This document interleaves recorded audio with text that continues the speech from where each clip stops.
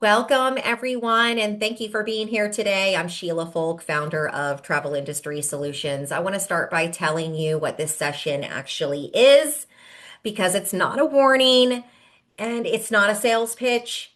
It's what I wish someone had sat me down and explained when I was starting out. When I built my agency, nobody handed me a manual on the financial and fraud side of this business. I learned it the hard way through chargebacks, through close calls, through watching other advisors get blindsided by things that were completely preventable. By the time I founded Travel Industry Solutions, I had spent years figuring out what actually protects a small agency and what destroys one. So, what I'm giving you today is a short overview of that. Things experienced advisors just know that newer advisors have to discover the hard way, usually after something goes wrong. So you're going to leave today with something concrete, not just awareness, a short list of specific things you could put in place before your next booking. And at the end, we'll have time for Q&A where you can ask me anything about fraud, chargebacks, or how I built a multi-million dollar agency in 2 years with two people. So that part is on the table too. And I just wanted to let you know that we are recording this session and it will be posted on our YouTube channel within a couple of days. And finally, I do apologize. I am getting over a cold. So if I mute myself or pause so that I can cough, don't worry. I have not left the meeting. I just need to catch my breath. And then finally, I am still letting a few people into the session. So if I pause and turn away, just know that I'm still trying to let others come into the session. All right, so here's how your time today is structured. We're going to start with the two types of fraud that affect travel advisors. Most advisors only know about one of them, which means they're only protected against half the problem. We'll fix that in the first few minutes. Right after that, we'll define what a chargeback actually is because it's a word that gets used a lot in this industry. And most new advisors don't fully understand the mechanics until they lose one. I want you to understand it before it happens to you. Then we'll talk about why travel advisors are specifically targeted. I'm telling you, this isn't random, and understanding why you're in the crosshairs is what turns this from a threat briefing into something that you can actually act on. From there, we'll look at what fraud actually looks like when it shows up in your inbox and your bookings. We'll cover the gaps in your business that fraud exploits. And then we'll build toward what actually protects you. We'll also briefly cover, excuse me, insurance and compliance and a compliance standard that may apply to you if you book air through ARC. And then we'll close with Q&A, which I mentioned. And I do want you to stay for that part because in addition to anything from today's content, I am going to open this up to questions about how I built my agency to a multi-million dollar revenue. That conversation is part of why we're here. Okay, so what you're seeing on the screen right now is the foundation for everything else we're going to cover today. So I want to make sure that this distinction is crystal clear. Most people, when they hear the word fraud, they picture a criminal, someone they've never met, using a stolen credit card or a fake identity to take something from them, right? That's third party fraud. You're the victim. You did nothing wrong. The fraud was committed against you by someone entirely outside your business. This is real. Excuse me, and it happens constantly in travel. And we're going to talk about exactly how it shows up. But there's a second type that surprises almost every new advisor I talk to, and that's first party fraud. First party fraud is when a real client, someone you actually booked, someone you may have been warm and friendly and enthusiastic about your trip, about their trip, excuse me, just a moment, disputes a charge that they agreed to. The trip happened, they traveled, they may have had a wonderful time, and then they called their credit card company and disputed the charge. Or in my case, the reason why TIS was founded is my best friend from college, who was my personal lawyer, the executor of my estate if I die, and the guardian of my child if I die, didn't want to take the trip close in, didn't like the supplier's refund policies, and initiated a chargeback against my supplier. Yes, this was a lifelong friend of mine who I had been friends with for 30 years. So this is still fraud. It may not feel like fraud because the person is real and the booking was real. But when someone deliberately disputes a legitimate charge to recover money they agreed to spend, that causes real financial harm to your business. And in my case, emotional harm. And it happens far more often than new advisors expect.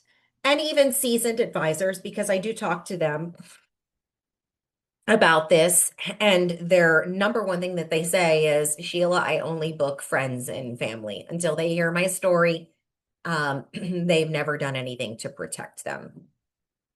So I want you to hold both of these in mind as we go through the rest of this session, because the protections for each one are somewhat different, and you actually need both. All right, so I want to spend real time here because chargebacks are the most misunderstood financial risk new advisors face, and I want you to understand the mechanics before we go any further, because as I mentioned, the word comes up a lot today. A refund is something you initiate. You decide a client deserves their money back and you send it. You're in control. A chargeback is something the client's bank initiates. The client calls their bank, says they want to dispute a charge, and the bank reverses the transaction immediately. The money is removed from your account before you've had the opportunity to respond. Or if you are not operating as merchant of record, it's removed from the supplier's account, who will then come back to you to make them whole. So you're not in control. Here's something important to understand. A chargeback is not the same thing as third-party fraud. It's a banking process. It's a mechanism for disputing a charge. It can result from actual fraud, like a stolen card being used without the client's knowledge. It can also result from a legitimate client who had a complaint, didn't recognize the charge on their statement, or deliberately disputed the charge they agreed to. The process for defending yourself is the same, regardless of why it was filed. All right, so I want everyone to understand this. In a chargeback dispute, the burden of proof is on you. You need to show that the charge was legitimate, the client authorized it, the service was delivered as promised, and the client agreed to your policies.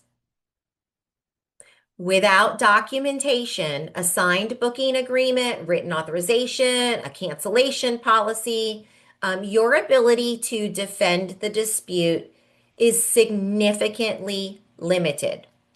And the consequences compound. You lose the payment. You may also lose the supplier commission. By the way, many suppliers and host agencies actually claw back the commission, and they will require full payment for the chargeback on that booking. Your merchant account excuse me, tracks your chargeback ratio if you are the merchant of record. And if it climbs too high, your account may be flagged or in some cases terminated. So that you lose the ability to accept credit cards as a travel advisor, which is a serious operational problem for you. And here is what makes first party fraud, or what we call friendly fraud, particularly frustrating. The client may have taken the trip and the chargeback can still succeed if you have no documentation. The trip happening is not itself sufficient proof if you cannot demonstrate written authorization. The fix for most of this is documentation. As I mentioned, your booking agreement, the authorization for every single charge. Please, if you are a TIS member and you are on this call, do not email us and ask if your client can just authorize all payments on the booking in one fell swoop. You want to get written authorization for every charge. So if you make a deposit payment, if it's an interim payment, if it's a final payment. Um, Also, a cancellation policy that the client acknowledged. If they are canceling their trip and they are in penalty, you want to make sure that they acknowledge those penalties. These things cost nothing to implement, and they really are your primary defense. Also, along with any email communication that you would have with your customer and supplier confirmations. After a fraud event or a chargeback, the question I hear most often from new advisors is, why me? And I want to answer that directly because the answer really does matter. You're not a random target. Small independent travel agencies and new advisors are a preferred target for very specific structural reasons. And understanding them is what moves you from feeling victimized to feeling empowered. First, almost every transaction you process is card not present. There's no physical card to inspect, no face across the counter. Card not present is the highest risk payment environment that exists, and it is the default for this entire industry. Second, you may routinely send large amounts of money to suppliers via wire transfer. We see this a lot for people who book groups or destination weddings. Wire transfers are essentially irreversible. Once the money moves, recovery is extremely difficult. And that makes your business an attractive target because the payoff is immediate. Third, your business runs on deadlines. Booking windows close. Prices change. Availability disappears. That urgency is built into every transaction. And urgency is the enemy of verification. If a fraudster can create enough time pressure, you may skip the extra step that would have caught them. Fourth, you have relationships with many suppliers. A fraudster who spoofs a familiar supplier name is walking through a door you've already opened. You recognize that name in your inbox because you've worked with them. And fifth, and this one is specific to where you are right now, you haven't yet built the pattern recognition that comes with experience. Experienced advisors develop a fraud radar over time. You're still building yours. That's not a criticism. It's simply where you are. And it means you need systems and processes to do the work that experience hasn't had time to do yet. None of this is your fault. All of it is something you can address. All right, I want to spend a moment on this. I actually just came back from a large consortia conference where I spoke on this topic, and I'm actually speaking on it again at the ASTA conference next week in San Diego because it changes the way you need to think about your risk. And it connects directly to why new advisors are especially vulnerable. All advisors are. There used to be a reasonable assumption that sophisticated looking fraud required sophisticated criminals. If the email looked professional, if the ID looked real, if the voice on the phone sounded familiar, it probably wasn't fraud because that level of polish took real resources and skill. That assumption is no longer valid. Fraud is now a product you can purchase. Let me repeat that. Fraud is now a product you can purchase. Ready-made kits generate professional emails in the exact style and branding of major travel suppliers. AI tools create photo IDs that pass visual inspection. Voice cloning technology can replicate someone's voice from a short audio sample, meaning a fraudster could call you sounding exactly like a supplier contact you've worked with for years. And these tools don't run manually.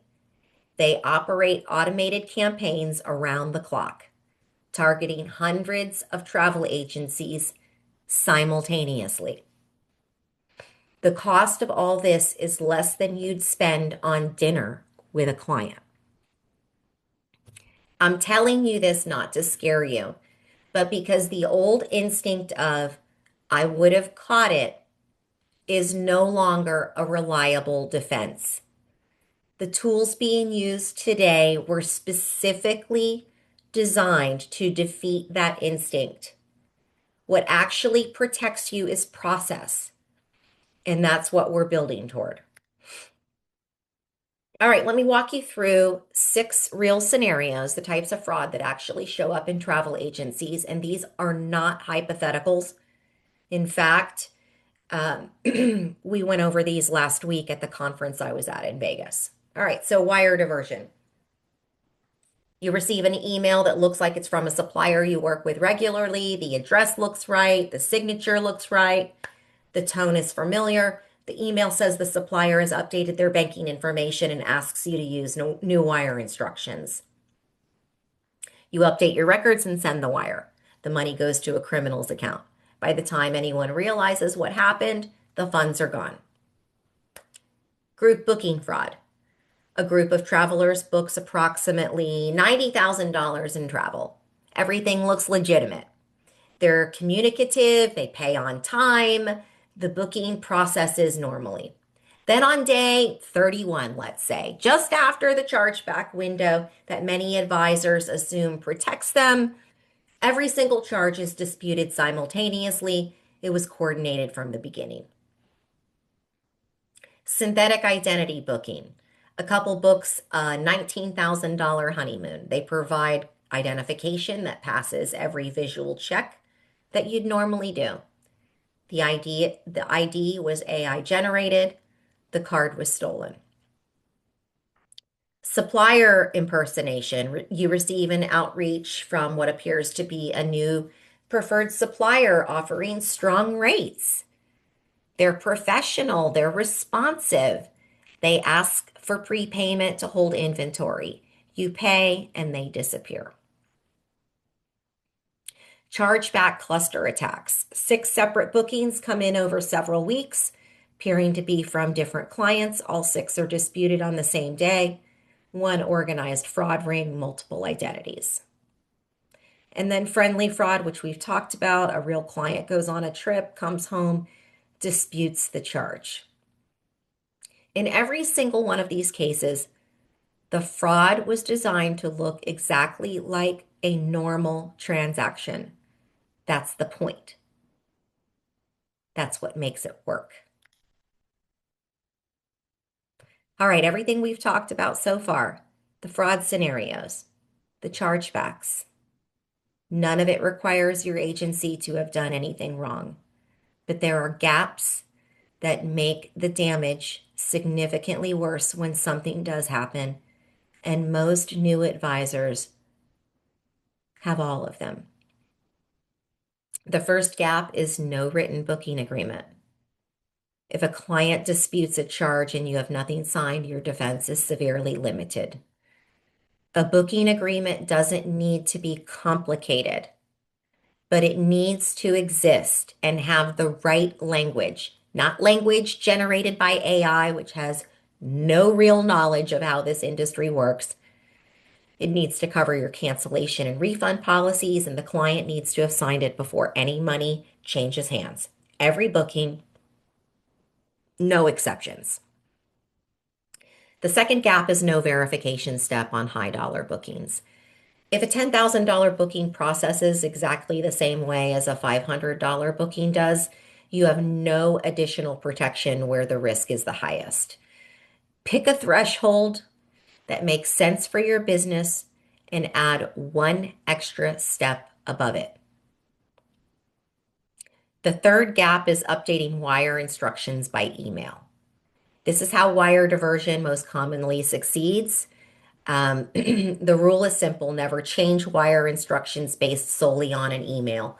Call a pre-verified number, a number you already have on file, not the one in the email, and confirm it verbally before changing anything. The fourth gap is card numbers in emails or spreadsheets. If you're new, you probably haven't adopted a PCI compliant CRM yet, or maybe you're just using outside industry solutions. But if you're receiving card numbers by email, by text, storing them anywhere that isn't a secure PCI compliant vault, and also collecting them securely, you have an exposure that can be fixed. And we'll talk about that in a few minutes. The fifth gap is no documentation trail.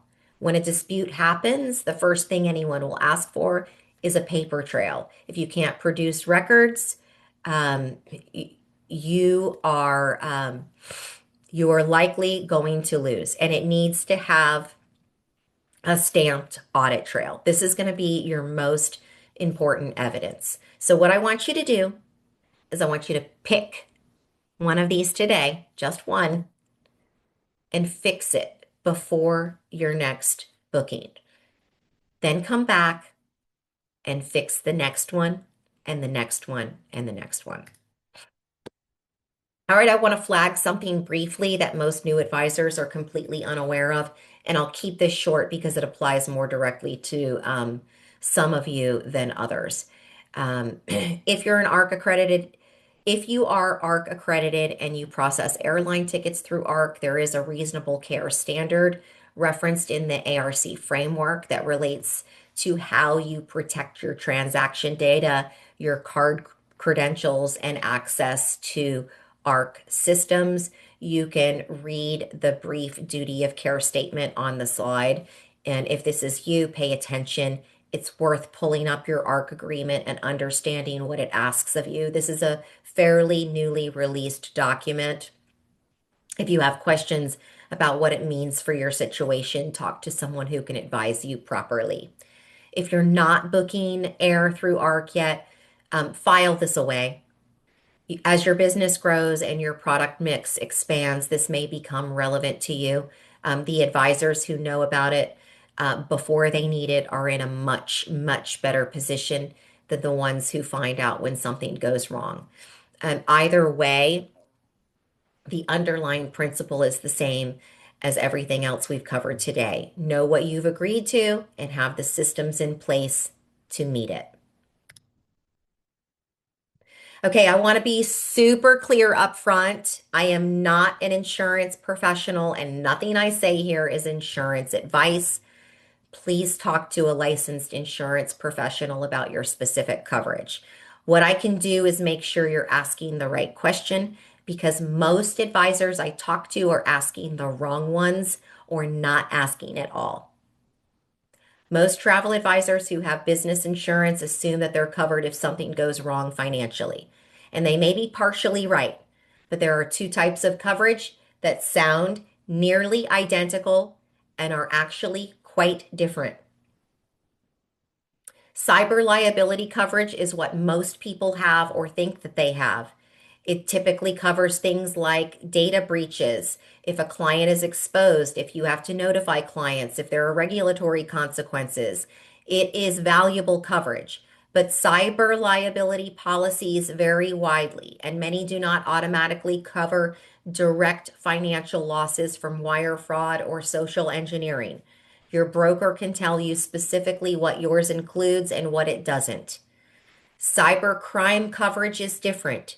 It's specifically designed to cover direct financial losses from wire fraud, social engineering, and fund diversion. The exact scenarios we've been discussing today.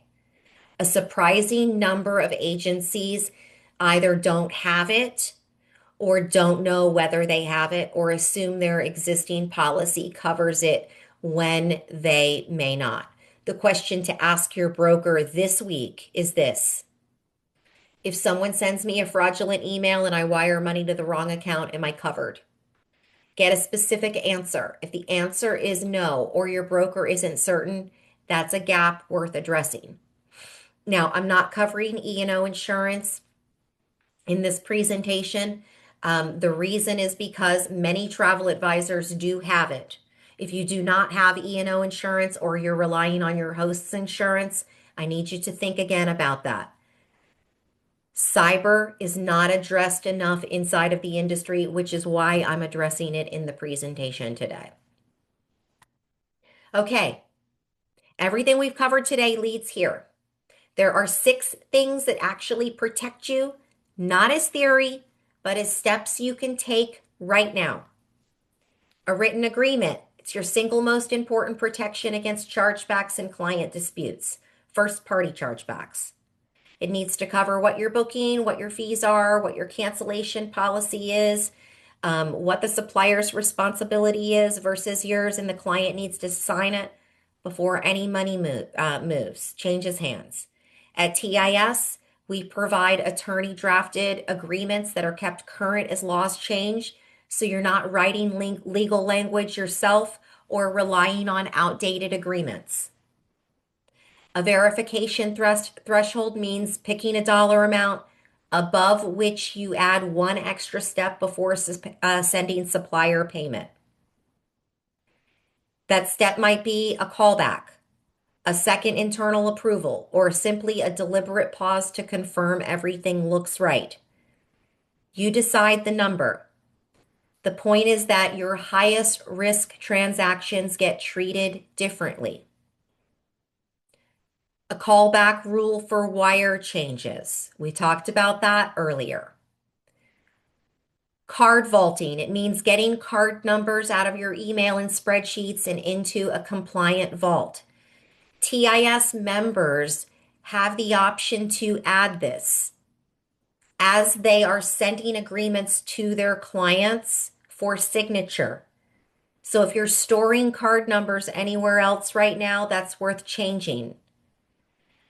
Documenting everything means creating a record of every authorization, every approval. It needs a timestamp, IP address, email address.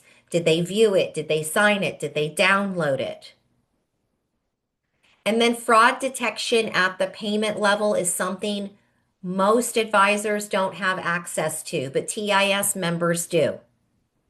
In fact, we're the only ones in the industry who offer real-time fraud detection and scoring at the credit card vault level. It's designed to flag high-risk transactions at the vault level before payment moves.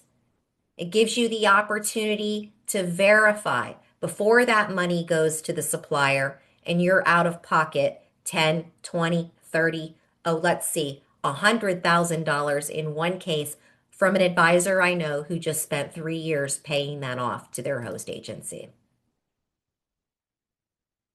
I want to talk about TIS directly for a few minutes because everything I've described today, the contracts, the vaulting, the fraud detection, the documentation, is exactly what TIS was built to provide. When I was building my agency, I spent years figuring out what I needed to be protected. I worked with attorneys, I built systems, I made mistakes, and eventually I had something that worked.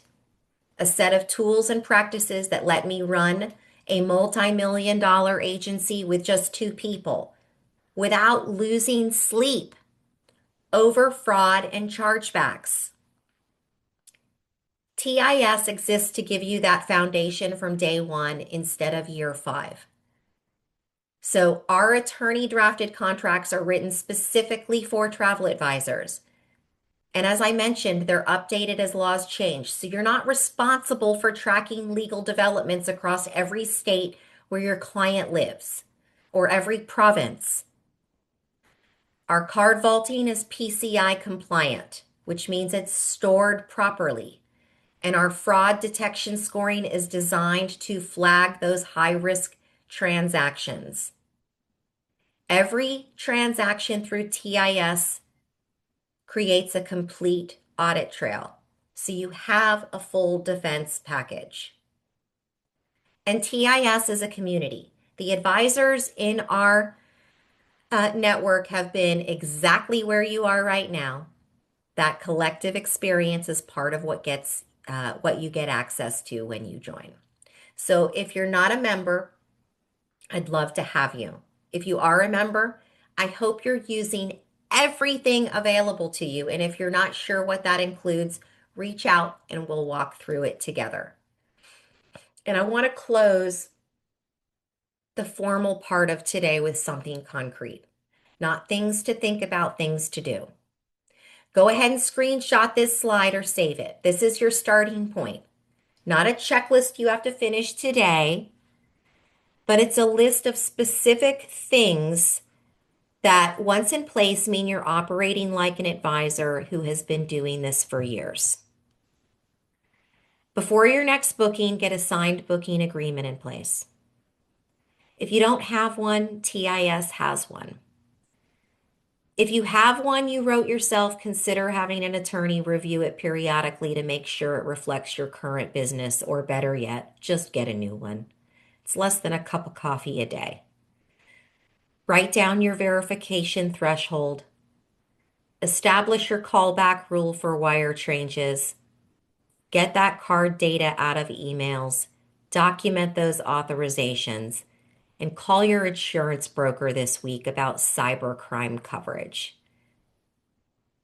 This list is the difference between hoping nothing goes wrong and being ready when something does. And so this is the moment where I want to do something, not tomorrow, where I want you to do something, not tomorrow, not when you get around to it, right now, while everything we talked about is still fresh. You have 3 options on the screen. Pick whichever one fits you where you are right now. If you want to see TIS before you commit to anything, book a demo. It's free, it's short, and you'll leave knowing exactly whether this is the right fit for you. If you're already ready, join. Everything we've covered today is available to you. And if you have a specific question or you want to talk through your situation before doing anything, email us. My team will also forward me emails if you have questions directed at me. And I want to say one more thing before we close. The advisors who protect themselves are not the ones who had the most experience or the most resources. They're the ones who took the information seriously and acted on it before something happened. You now have the information. What you do with it is up to you. And with that, I'm going to stop sharing and I'll open this up to questions. If you'd like to put your questions in the chat, feel free to do so. You can also raise your hand.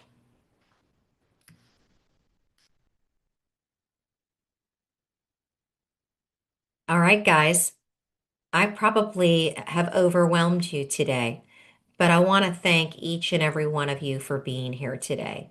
And for any TIS members on the call, I hope this was a great refresher for you and encouragement to take a look at how you've implemented all of the solutions inside of your tech stack today. Go back and get those policies, grab those updated policies. We just did a full annual review. If you aren't part of the TIS community, please, I encourage you to take a close look. And if you don't go with TIS, consider looking at other resources in the industry. Whatever you do, take action today. I created this company for you and to create the awareness that TIS continues to push out there. All right, with that, since we have no questions, I'm going to let everybody. Okay, let's see. Stephanie Wilson. She'd love to hear more about how I built my business with two people. All right, I'm going to give you just a quick little overview of that. I did not rely on social media. Everything I did was built on relationships. I treated every single customer like they were my $1 million private jet customer. If they were a $900 booking, I treated them like they were multimillionaires. I applied the same cadence, the same level of care to every single one of my clients. Because here's the thing, it is very expensive to acquire clients.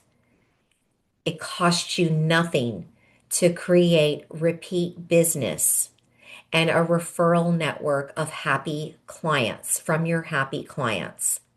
So, how did I build them on relationships? I just told you one. If I was introduced to somebody and I did their booking, I treated them like gold. I am very, very hands-on. My first booking was a $900 cruise. My most expensive booking was a $1 million private jet vacation for two people for 10 days. I leveraged my friends. I leveraged people from my past.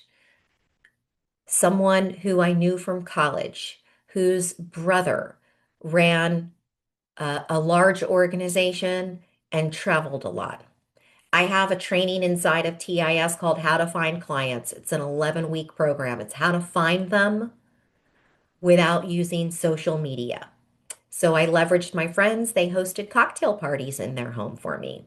I reached out to my suppliers, BDMs, and I had a business plan. And I was dead set on executing this business plan and having them help me grow my agency. And through that dedication and that demonstration of commitment, they offered me co-marketing dollars. Those co-marketing dollars helped pay for those cocktail parties at my friends' homes. A lot of people go to their BDMs, their business development managers for these suppliers, and the first thing they ask is how they can get a free trip. How can I experience your product at no cost? Instead of saying, here's my plan on how I'm going to expand your product. Help me to do that. What are the tools that are available? Do you know there are several cruise lines who participate in a program called Club Corp? Club Corp is a program where suppliers actually go to city and country clubs all over the United States to promote their product. They leverage travel advisors to represent them at that event. So you may be representing Regent Seven Seas Cruises, but you get to keep all the leads from everybody who's at that event, who's a member. So now you have a lead source. There are so many ways that you can do this, but you need to optimize your agency. Everything that is a repeatable task, you've got to optimize it because you need to focus on your money-making activities. You need to get out of your house and start building relationships. Go sit at a restaurant for lunch at the bar where businessmen and women frequent and bring a book. I guarantee you'll strike up a conversation. This is not a business where you're going to um, attract 100 people at once. It's one at a time. Sure, there are lots of strategies around leveraging social media, but you asked me how I built my business. And I'm a relationship person, and I believe relationships are what led me to lifetime clients. So I hope that answers your question, Stephanie.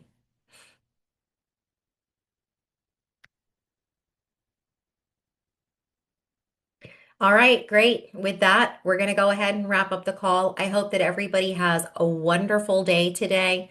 Again, you can reach out to us. Hello at travelindustrysolutions.com. You can go to our website, schedule a demo on the top left, and we're always here to help. So stay tuned for our next educational session. Have a great day, everyone. Bye bye.